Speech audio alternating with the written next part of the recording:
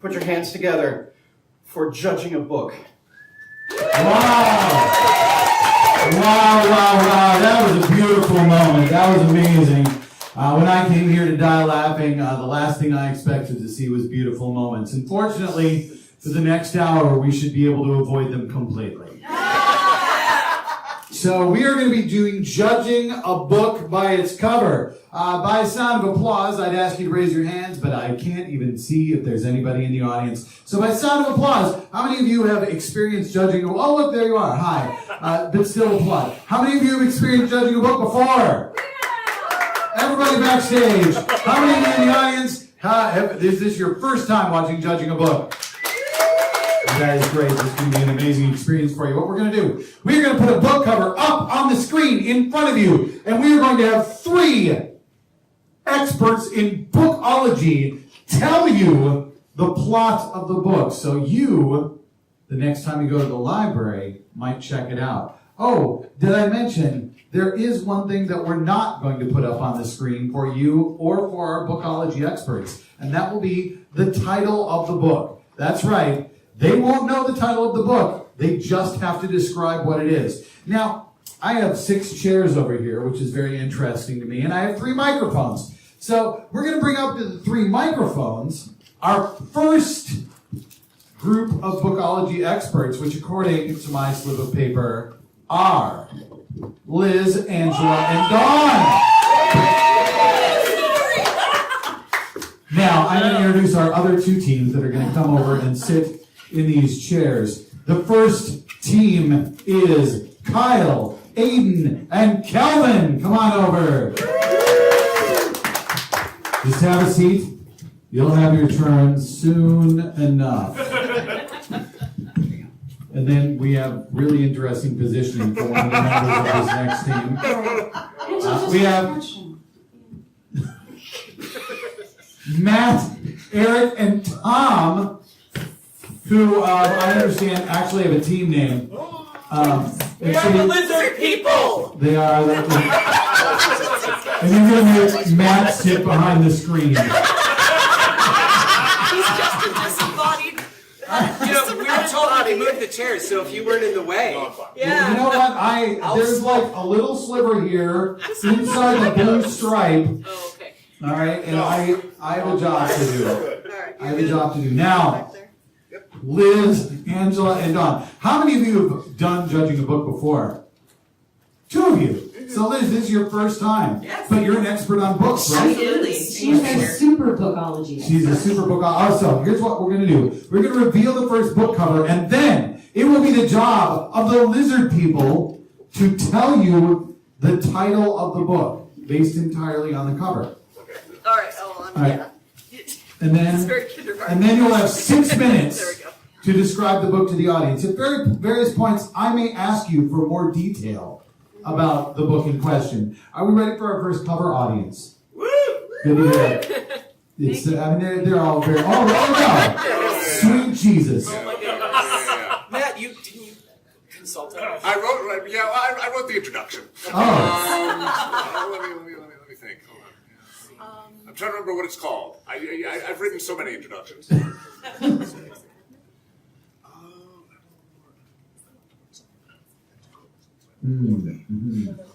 Matt wrote the introduction, but it didn't have a title when he wrote the introduction. Let's see. At the time, it was just called Snake Woman Anthology 6. Okay. Yes, Okay. we remembered. We've remembered Okay, now. what's your name? Romance at Cobra Manor. Romance at Cobra Manor. You have 6 minutes to talk about the book. Romance at Cobra Manor. Go. This is actually one of the favorite books that I read in my women's studies class. It really changed my life. Oh, it changed mine too, especially my view of romance. Right. So you can tell by the title that it really wants to explain how women should love. Right. And should love. This is my women's studies class. So this is why this textbook was chosen, because of the should love aspect of it, yes. Well, and I thought Liz brought up a great point about the main character's name and how it really tied in. Yes, obviously he looks like a cobra, but what his real name was Phil. Phil Kraken. Names can be deceiving. Yeah. Should love. Remember, Yeah. Phil. Yep. And it was spelled F-I-L-L. It was, yeah. Which was significant because there was a whole extra level of, not just the name, but the symbolism of being filled in that romance, both physically and emotionally. But really physically. Right, mainly. Do you see all of the holes? Yeah, see? Yes. Yes, see, right, especially that one right there symbolizes, yep, right there. That symbolizes the heart. You might think other things, but no, that is the heart. That is how to fill your heart. Now, these other holes, if you'd like to show Don, which one was extremely important to avoid. Oh yes, the mouth hole. Yes, when you're should loving, yes, that is the mouth hole of destruction. Of destruction, Yes, right, yes, because it yes. messes up your chakra. And it does. is, it all comes back to those toxic relationships, and when you need to understand when you need to leave a relationship because that venom is just poisoning your Oh soul. my god, I never thought of it that way. Oh, exactly. So the book starts actually pretty innocuous. You actually didn't think there's going to be Phil. I mean, it's just, the main blonde character. Her name is Blonde. And her middle name is White Girl. So it's Blonde White Girl Smith. She's just going grocery shopping. And she had no idea her life was going to change forever in the grocery store. Yeah, and she met this other man named Baron von Stutzelbrunn. Oh, he was my favorite character. And he, as a baron, he was quite rich. He decided. But he did his own grocery shopping? He did. So he was really down to earth. And he admired Blonde and said, well, why don't you come visit my manor?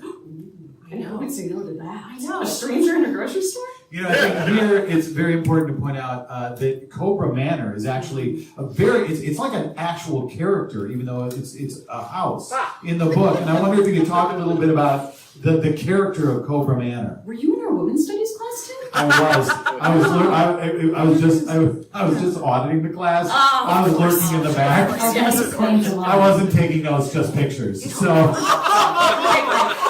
And Tim brings up a really good point about how Cobra Manor was its own entity. The way that all of the walls were done in velour wallpaper, so that even when you touched it, it was a sensual experience.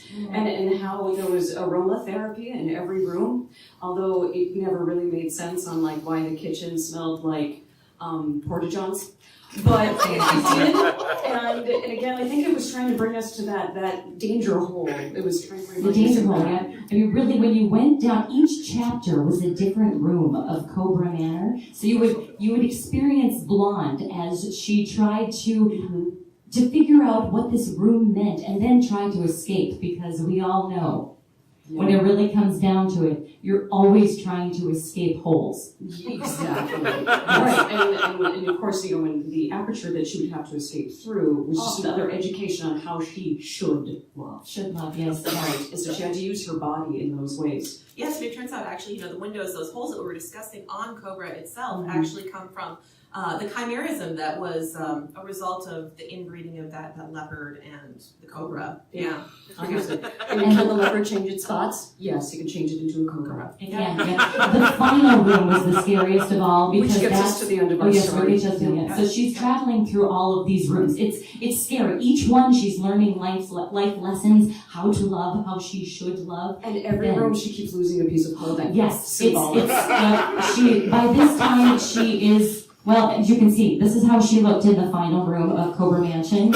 Yes, and she was tired, and she laid upon the bed, and then Phil, who was not the love interest that he seemed to be. You've all met these men, ladies, yes. Phil turns into his true form, the Cobra. Yep, and those fangs, those weren't to bite venom, if you know where I'm going with this. Because there's two of them, so it would... There's two of them. Some call it the shocker. Yes. Yes, and in the Should Love manual, the shocker is in there many times. But yes, but when it comes all down to it, really, Don, can you tell how she escapes? This is I'm so excited about this. Okay, so the way that Blonde White Girl Smith gets to escape is by not doing anything at all. She just sits there and lays on the bed, and she slows her breathing enough so that Cobra Baron Fawnface thinks that she's actually died from his love feast. And so he just dumps her out like the pile of garbage she was to begin with. And that's the end of our time. Very well described. I remember listening to you talk about that book in women's studies class, so it sounds almost exactly like all the conversations. So that was great. We talked about you a lot in our women's I bet you did. I bet you did. So before we move on to our next set of presenters, this is important that we find out if the title of the book, as told to us by the lizard people here, is accurate. Is that actually the name of the book, Melissa? Well, of course not. Oh, of course not. Wait, what did we say? Can you show us the name of the book? Oh! Thanks. The venom of savage menace and writhing death turns a city mad with fear. This also explains why my women's studies class didn't make sense. It does. All right, well, that was very well done. If I can have you come back around this way and you're going to replace the lizard people who are going to go up, they will be presenting the next book. Oh boy. No. So, Melissa, and we'll be going to the team of Kelvin, Kyle, and Aiden, and they will give us the name, the title of our second book this evening. There we go.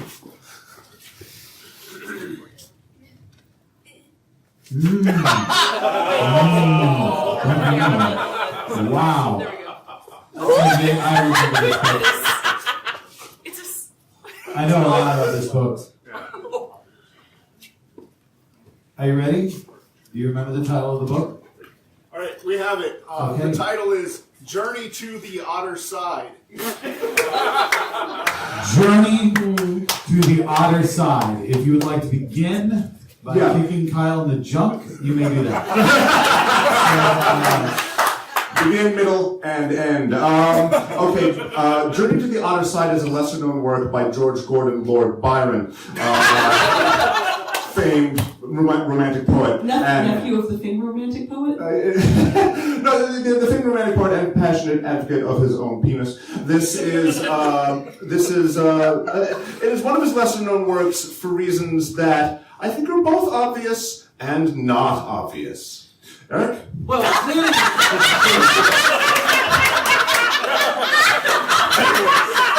I mean, Wow. I really feel that the cover art actually captures a very important point of the book because, you know, as mentioned in passing by Matt, the guitar is often a euphemistic representation of the phallus. And this comes into play in many different ways during the course of the story because, you know, playing guitar, it ain't just for music, baby. You know, it means something to a lot of people. It's got, you're stroking, you're going up and down that neck, and this does come into play in the story. But what I would like to point out is it wasn't intended as a romance novel. It's sort of been co-opted by readers after the fact as playing up those romantic elements that Eric talked about in terms of the guitar playing. The other thing I would like to discuss with this book is its use of Eastern, specifically Southeast Asian cultural trappings, if you will. So the mysticism, yeah. Exactly. It lends an air of exoticness that is often seen in Western literature.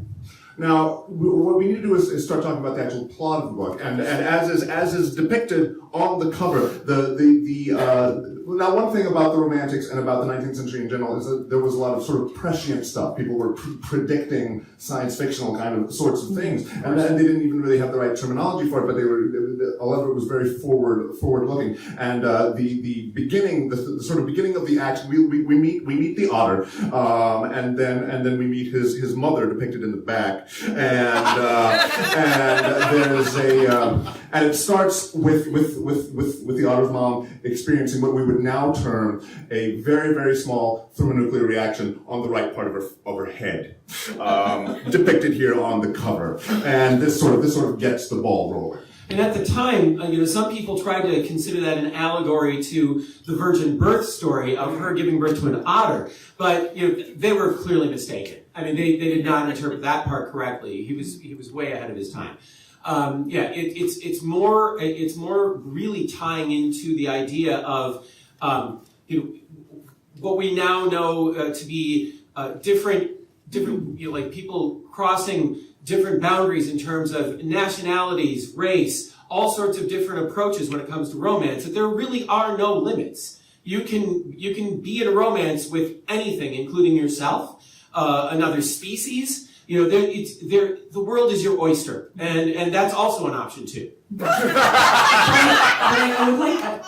I think that throughout the novel, the main character, Ishtar, struggles with the duality of his identity, being half human and half otter. It's something that plagues him throughout the entire story. But as the plot of the book is very important, I do think it is. We need to address one thing. We need to remember, of course, this book is the only work of Lord Byron that has been adapted into a rock opera featuring sitar music. So I'm wondering if you could talk a little bit about that amazing rock opera that closed after 2 weeks. Well, of course, getting on with the plot of the book. The situation, and of course, this is laden with sexual symbolism. But Ishtar, the otter, does not believe that he really is a good guitarist until he learns, the power of friendship. This is kind of how Byron was, and the thing was, Byron, being how he was very couched in symbolism and sort of double talk. Whereas the sitar rock opera was very overt about the whole thing. All of the subtext was just right on top of everything. And Pete Townsend is mostly known for his guitar work, but people were shocked when he wrote a rock opera that would use sitar as the lead instrument. I mean, they had no clue. They didn't see that coming at all, especially after Tommy. So, yeah. Well, and it's interesting that he didn't even consult an actual sitar player. He picked one up one day and said, I think I can handle this. I know how to play this. It's like the same thing as a guitar, right? Yeah. Wrong. No, Pete. I'll just plug this into this amp and everything's going to be fine. Right. We should probably wrap up, though. Oh, yes, right, yeah. It is, as I said, one of the lesser-known works of Lord Byron, but I think it really is one of his finest and needs to be better appreciated due to its meaning of friendship and tiny thermonuclear explosions. Yes. Great. Time's up. Well done. Thank you. Well done. Well done job for describing this classic of English literature. Or is it? Melissa, I can't. was that actually the title of the book?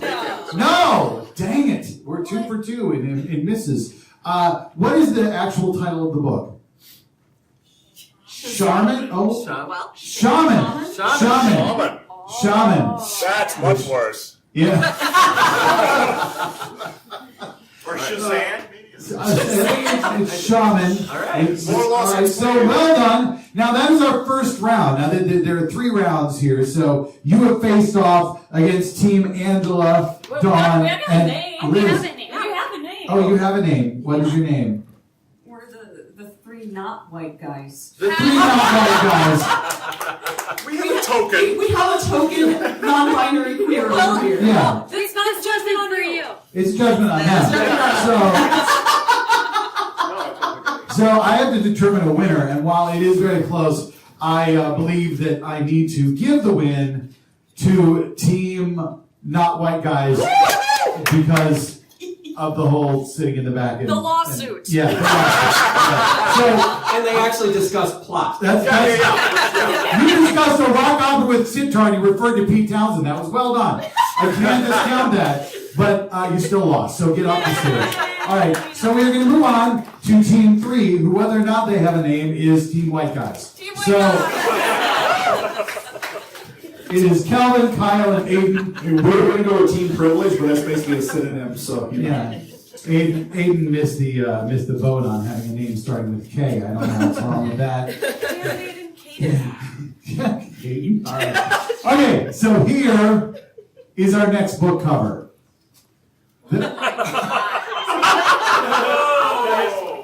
Oh, dear Christ. All right, Team Not White Guys. I need a title. Oh, this one's one of our favorites too, actually, so it's not fair. But It's also in the women's It's studies also in the women's studies group. This is How to Raise Your Pussy. Of course it is. I'm actually, I'm gonna sit out here. I'm very familiar with this one. I consider myself a aficionado of the pulp author W.E. Johns, who's most fond of creating the character Biggles, the Sopwith Camel pilot. Famous books is The White Fokker. It's a real book. You should look that up. But this is him towards the end of his life when he was kind of battling senility and just trying to pay bills. And he decided to try something a little more sexual, but he kind of gave into his more baser kinks. And, well, this was born. You want to tell more about it, Kelvin? Yeah, why not? Well, basically, W.E. Johns had some interesting biological theories, shall we say. He was really preoccupied with, that infants should be fed, should be breastfed. They need human milk. And if you gave them the milk, he had this belief that if you gave them the milk of other animals, things would happen. And, of course, a lot of times it's cow milk, which has led to, in his mind, a rather passive bovine sort of society.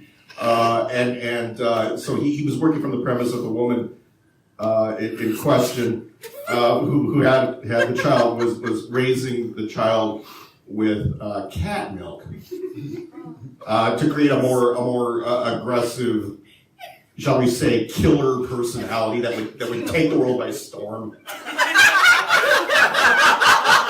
I swear the eyes of the cat baby following. Sorry, Kelvin. No, it's not right. It is a magnificent artwork. I mean, and the metaphor of like milk being the life giver and all was like huge. Like it went into almost like Gnostic mythology at times. But I'm not as much, Gnosticism's like not my thing, but that's why we brought Aiden along to tell us about that.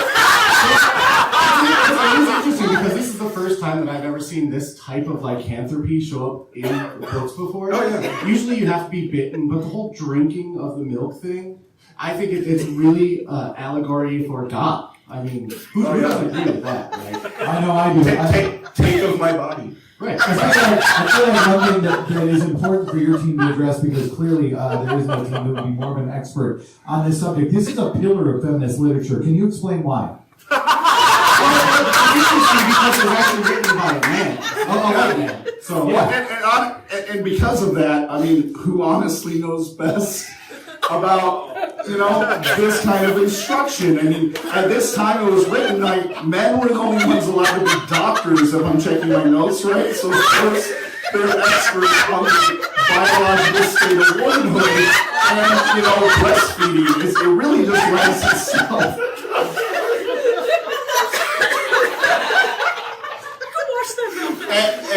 Well, I mean, there's the whole extra thing of like, how much milk can a nursing mother actually produce? And how much is going to be enough? I mean, good Lord. I mean, you're a dad, you see how fast kids grow. It's obvious a failure on the mother because she had to resort to using cat milk to feed her child. I mean, and that's when this has happened. It's really a warning story of how. I'm committed to the bit. How an unfit mother who can't feed her child enough as we resort to using a surrogate mammal, and these are the consequences. I personally didn't like how this book really vilifies the use of formula over breastfeeding. So, And they very specifically say the cat did not come from England.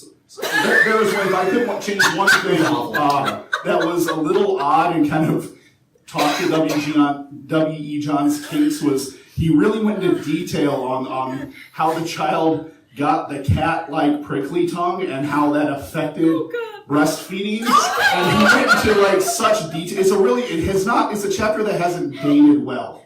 And the entire chapter is like borderline disturbing, and it's a sign of like the puritanical pent up puritanical like attitude about sex and naked women at the time. It just wasn't good, and it was an unhealthy chapter, to be honest. Yeah, you have to read it like 4 or 5 times because it's all, told in metaphor. I really liked in the third act, after the child had grown up and then went on to start a Broadway play, which was huge. It ran for years and years. You can actually still see it out there. Yeah, Grease.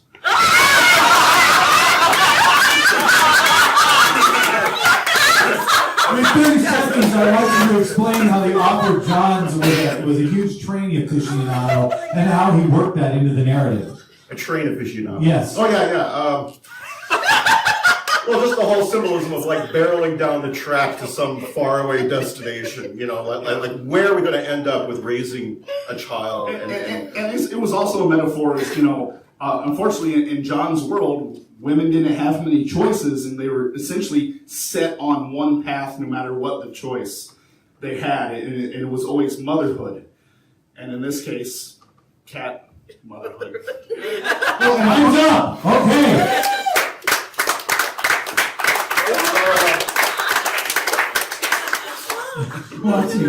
Watching Kyle lead into misogyny is really. I wish I would say no. You know what would make you feel better, Kyle? Give me my Fearless Comedy production. That's gonna make you feel better. There's no shower on the facility. It wipes away the stain. Melissa, can you show us the actual title of this book? Because I doubt that was the actual title of the book. Cat's Eye by William H. John Stone. So you wouldn't go wrong with the opening. That's kind of creepy. It burned with pleasure and hissed with evil. Alright, well, let's hear from two white guys. It's time to bring two not white guys up. And they are going to describe our next book. It's entirely possible this book also was in their women's studies course. You never know. Melissa, show us the next book cover, please. Wow. Okay. We're gonna have yes. We do it again for them, or No. It's Team White Men. Oh, I see. Team White Guys. I need a book title.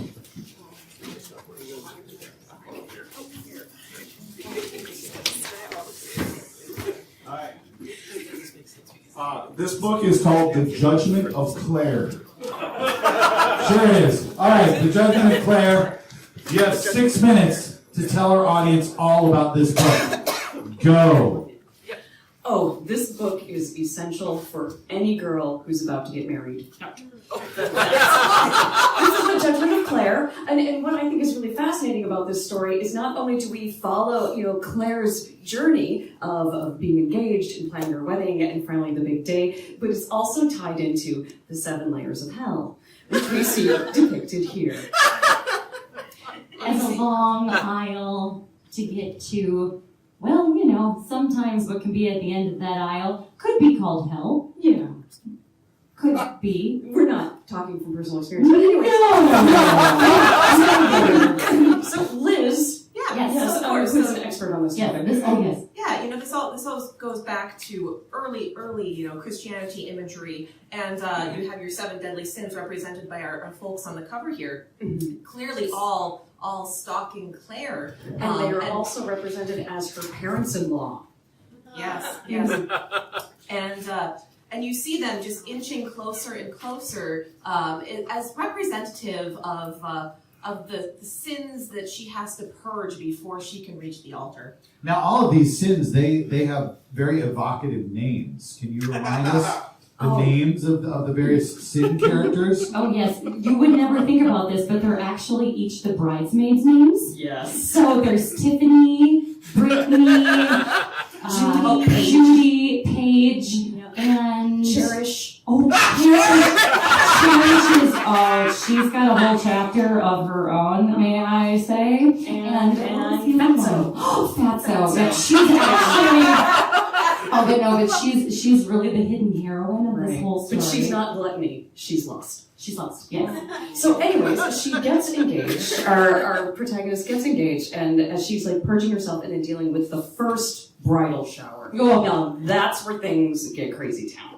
Well, and you know, they portrayed that bridal shower in the movie adaptation Oh. of this book. Yep. And that, of course, was played by Melissa McCarthy. Well, of course. Yeah, who else would do it? Naturally. And she invited the whole clan over to her house, where they had a lovely buffet of foods. Why don't you tell us about that, Dom? Oh, I love that buffet. Okay, because the food was all it was severed heads. Yes. Of humans. And laid out on the buffet table.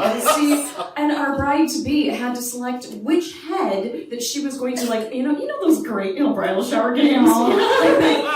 So she had to decide, taste like Snickers, does this one taste, oh wait, no, that's baby shower. Sorry, that's the sequel. It's the sequel, sorry. So our bride-to-be had to open the mouths of the severed heads to see, what ring would be inside. And if she opened the incorrect mouth, that's when she'd be shocked with poison. Yes.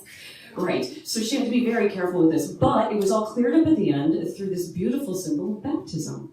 Oh, of course. When they all gave her a shower. Yes, Because it was a bridal shower. You see, it wasn't a shower with water or with No, holy water. no. Angela, why don't you tell us what that shower Well, was in? are there children in the audience? It doesn't matter. They're going to learn someday. Okay, so some people would call this love juice, others would call it semen.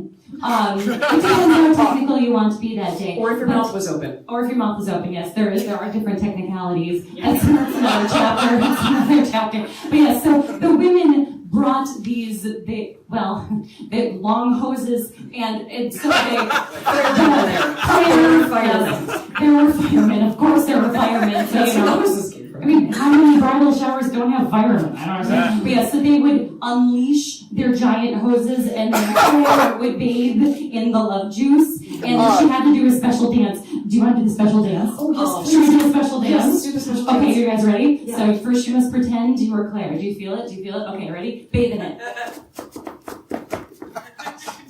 And then there's an Irish jig. Yeah. That's how she got clean. That's how she got also, that was the bridal shower, and it was really impressive, and that's how she got through at least 2 of the layers of hell that So way. speaking of semen, I believe her husband-to-be was a pirate. Was that not the case? Yar, matey. Yes, he was a pirate, and that's why it had to do with, what's that sin where you want greed? Greed, That's yes. it. Yes. So, and you should have heard the double entendres all night. How's the semen, Claire? Are you getting enough? Yeah. How's that wooden peg? Yeah. Which brings us to Slivers me timbers and slivers in other places. Yeah, it's bad. Which brings us to the bachelorette party. The night before the wedding happened. Night before the 30 wedding. seconds for the bachelor. Oh, we could talk about this all night. We reenacted it. Oh, yeah. Well, because we've been married twice, each of us. Yeah. So yes. Well, we've done this. Oh, whoops, I forget about that one. Okay. But anyway, so they did the bachelorette party, where of course she had to traverse the other layers of hell before she could actually walk down the aisle. But it was walking down the aisle, which was a primary symbol of her being bathed in blood before she could actually get married, right? And then of course their priest was not really a priest at all. This is where like the big kicker was. This whole time, she just woke up and she didn't realize she was just at a drive-thru for McDonald's. Yeah, the whole time. Golden arches. That's all it was. Heaven. Yeah, and she just had shake all over her. And all she had to say was, That's time. supersized.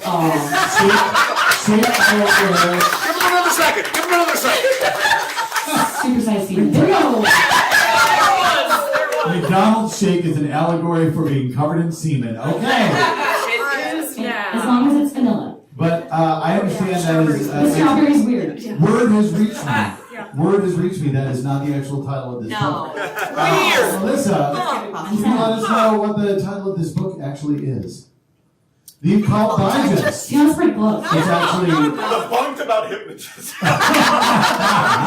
Outside of chiropractic. Oh, indeed. October 1925, only 25 cents. The one magazine that is daringly different. Yeah. I'll take this. All right, so chiropractor. that was the end of round 2. If I do not miss my guess, I need to declare a winner. The winner of round 2 is, I mean, this is pretty obvious since you actually presented a book and they just mansplained a book. So Not White Guys wins this round. They're leading 2-0, and we have one more round in which it is impossible for anybody else to win, but that doesn't matter. I shouldn't have even brought it up. We're going to do it anyway? Yes, we're going to do it anyway. We're bringing up Team Lizard People to present. And Team Not White Guys will choose the title. I'm so sorry, everybody. No, you're not. No, you're not.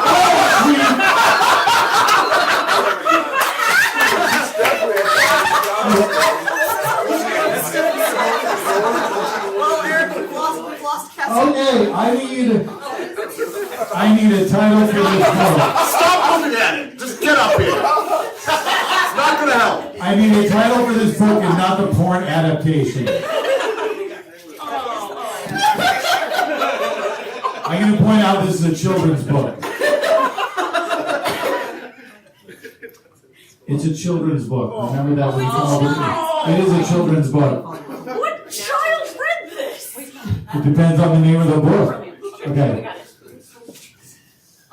Fun with banana hammocks. Fun with banana hammocks. A children's book.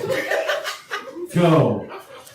Now, I think most of you know from my history in this show that is very short that I am hesitant to use the phrase the greatest work of literature in Western history.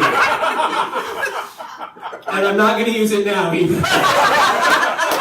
It's just, but this, I have to say, this story actually moved me. I did learn some things from it. I do think that the story really informed some of my sensibilities for how I want to move forward in my relationships. See, what's interesting is that there was the book. What's the book called again? I blotted it out of my mind. Fun with there was a book, Fun with Banana Hammocks, and then there was the video game based on the book, Fun with Banana Hammocks. And that's how I got into the book. Exactly, right. And then there was the children's Choose Your Own Adventure book based on the video game based on the original book, which I think is what we're dealing with right here. So now it starts unexpectedly enough in a quiet rural law firm in Kansas, and there's a man and a woman, and they're very much in love. But then something happens. Tom, you remember what that was? They are suddenly, without warning, transported to an exotic, humid jungle landscape. And they have to figure out how to survive with skills that are not really well suited to the humid exotic jungle environment. But skills nevertheless. Yes. Skills nevertheless, but more suited for an office job, perhaps, a law firm, not necessarily building shelters or surviving in this inhospitable climate, but clearly they have managed to adapt to their surroundings and find a better way of living. I think it's important at this point to remind everyone the original children's book was written by Dr. Seuss, so it's all in rhyme. I'm wondering if any of you could quote your favorite portion of the book. One rhyme that I do remember was something along the lines of, "Oh, that I used to write those briefs. Now I must cover myself with leaves." That was unexpected because I would have thought leaves would have been better, but you know the rhyme had to work, so that's one that leaps to mind. I'm trying to remember as well. Yeah. Now, the attention to detail that is required in writing legal briefs, one wouldn't think that was going to translate, but actually, if you're going to have to build essentially a log cabin, but jungle style out of bamboo. You do have to get things right, and so if you're accustomed to that, it does translate a little bit. That was a surprising lesson to learn from this story. Once we were skilled in the practice of law, now we feel various feelings in the raw. I forgot that one. Thank you. Yeah, I'm Thanks going for to reminding me. Yeah. It's very poignant and illustrates. Yes, Tom. What does it illustrate exactly? It illustrates the continued passion that this man and woman still feel for each other, even in their extremely altered circumstances, proving once and for all that love finds a way. If you live your life with passion, that translates. They were passionate about the law, and now they're passionate about each other and living in the jungle. I mean, this is really embrace your life. This comes back to the I'm sorry. This, of course, is all before they get to Whoville. When things actually do change just a little bit. First of all, the Whos are in an unusual move for Seuss, suspicious of the outsiders and of their obviously alternative lifestyle. And it's also important to note that they are a violent, aggressive people who have learned from the prior experiences of their forefathers and have constructed these fortresses with weapons, and they attack our anti-Grinch measures. Yes, anti-Grinch Right. measures. Yes. I was also very surprised that Cindy Lou, who had now grown up and was, well, quite frankly, the town whore, who was trying to lure our hero away. In a children's book kind of way. Very strange. You know, that was surprising to me, but I mean, I have to say, she was quite a sultry character. Who it was not surprising to, however, was our heroine. And the moment in which it is revealed that Cindy Lou Who is after our hero is depicted here on the cover. Our heroine is completely not surprised, as you can see, whereas the hero is somewhat more anguished. Yeah, she looks almost lackadaisical. And we have 30 seconds left. Oh, well, then I guess we should wrap up. Go ahead. Oh, of course. These people emerge from their experiences changed they've been changed forever. Irrevocably. And they can never go back to their old lives the same people they came in. Every single time I did the Choose Your Own Adventure, I died in the end. Time's up.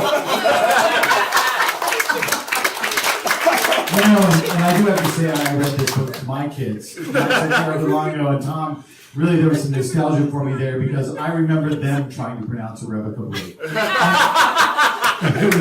It was practically the same thing. It was so adorable. It was. All right, Melissa. My hunch is this is not a children's book by Dr. Seuss.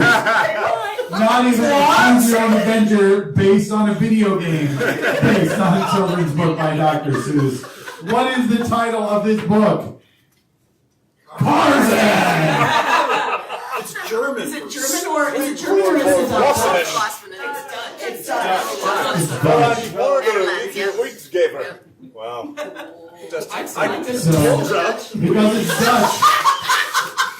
Because it's Dutch, you left out the part about the heron. But well done nonetheless. Let's hear it for Team Lizard People.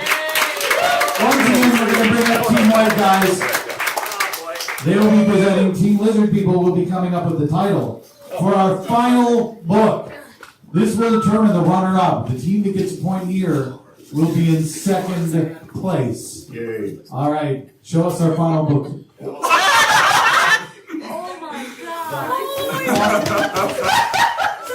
I need a title for this book. Evolution's Revenge. Evolution's Revenge, a lesser-known work by Charles Darwin. So, people don't realize that the character of Curious George was actually based off of Charles Darwin's book right here. Yes.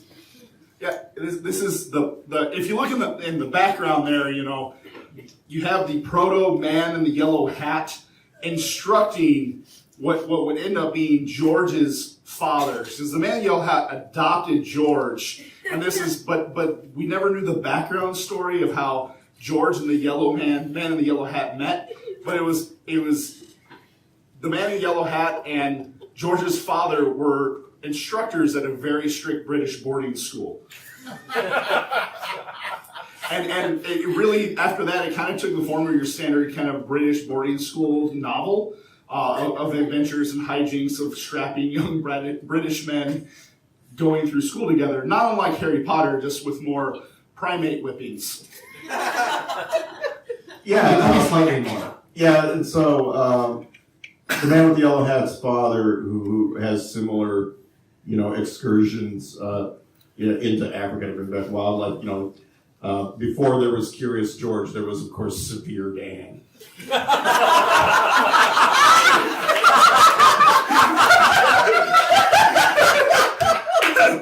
And Severe Dan was, a smart monkey, a little severe, hence the name. But he quickly learned what there was to learn about English society, and he was accepted as an instructor in math at the boarding school. Well, and the real kicker in this novel is the man in the yellow hat initially is very much into the harsh, corporal punishment and everything. But in the Curious George stories, he's really a kind man of empathy and everything. And by being around Severe Dan, he learns that Severe Dan is a broken ape, crippled by alcoholism and depression, and he realizes to truly break away from that, and maybe he shouldn't emulate a man, or in this case an ape, that was once his idol. And that breaking point where the two have the teary, heartfelt, basically breakup of their friendship was really the turning point and kind of really spoke to me as a former harsh British schoolmaster myself. And what was really refreshing is how, after that breaking point of that friendship, they were really able to look inside themselves and find what they really wanted the whole time, which was BDSM. And they were really just taking out that inner urge on these school children, and that just wasn't okay. Yeah, they really explored, back when this book was getting written, the whole idea of a safe word. It wasn't really common nomenclature in the BDSM community. And Charles Darwin really wanted to kind of explore that and get the word out to the community so they could, better, they still weren't quite to the aftercare part, but the safe word was there. And that's what's really important. Yeah, and of course the safe word in this novel was calculus.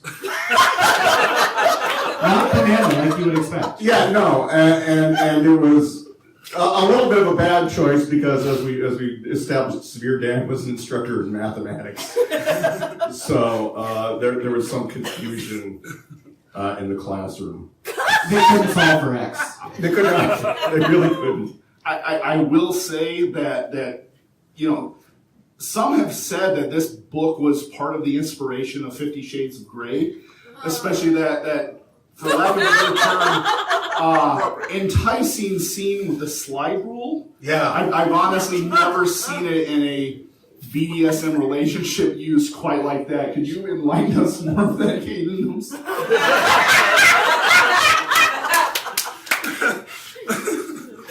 Yes, This is what you came here to see, folks. So what's interesting is that A man in a kilt describing BDSM with a slide rule. you would expect the slide rule to be used as some sort of switch, but that's not the case at all. No, the slide rule was actually used to measure the marks left on the behind of Dan here, yes. And the longer the line showed how much more he loved his caretaker. There was really a complex geometry on the buttocks. That's how he used. It's like this plot's on a Taurus. Interesting. And that's honestly the early days is how they learned how to calculate the trajectory of early V2 rockets was through the welt marks. Hey, 30 seconds. So anyway, the long story short, through the welt mark rocket trajectory science we get in the final chapter, we really find the roots of the U.S. space program and how it's really essential to the birth of engineering science in modern Thank you, United Charles States. Darwin, and thank you, Curious George, and especially thank you, Severe Dan. That's time. Wow. I don't know about all the rest of you, but I learned in that presentation that Aiden doesn't have any fucking idea what a slide rule is. We're almost out of time. We do need to come up with a winner, and I think that we can all agree that Team White guys, because of who they are, definitely cannot handle losing. But they're going to have to because they are. Our second place team is the Lizard People. We do need to do the final reveal of what the title of this book is. The Skipper! See you on 10 pounds? See you inside! Give him 10 pounds!